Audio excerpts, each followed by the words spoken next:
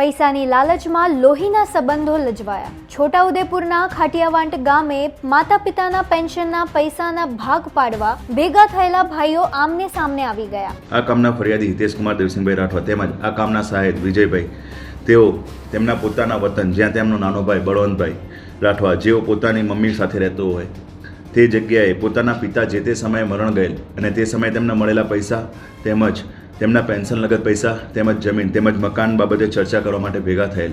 તે સમય દરમિયાન આ કામના ફરિયાદી તેમજ આ કામના મુખ્ય આરોપી બળવંતભાઈ રાઠવા વચ્ચે ઉગ્ર બોલાચાલી થતાં જેમાં ઝપાઝપી ચાલુ થતાં આ કામના સહાયક વિજયભાઈ રાઠવા વચ્ચે પડતા જેથી નાનો ભાઈ બળવંતભાઈ રાઠવા જે આ કામનો આરોપી છે તે એકદમ મુશ્કેલાઈ જઈ અને જે ઘરમાં લાકડાનો ડીંગો જેના ઉપર વાયર વીંટળાયેલા હતા તે ઉપાડી અને આ કામના સાહેબ વિજયભાઈ રાઠવાને પાછળના ભાગે મારતા તેઓને પ્રથમ સારવાર માટે ક્વાટ ત્યારબાદ બોડેલી અને ત્યારબાદ વડોદરા લઈ ગયેલા। ત્યાં સદરુ સાહેબનું મૃત્યુ થયેલ છે। મામલો એટલો બિચક્યો કે સગા ભાઈ બળવંતે લાકડીના ફટકા મારીને વિજયની હત્યા કરી નાખી। પોલીસે ગણતરીના કલાકોમાં જ આરોપીને દબોચી લીધો। પૈસાની ભૂખે સગા ભાઈને જ કાળના મુખમાં ધકેલ્યો। જોતા રહો ગુજરાત વંદન। ધન્યવાદ।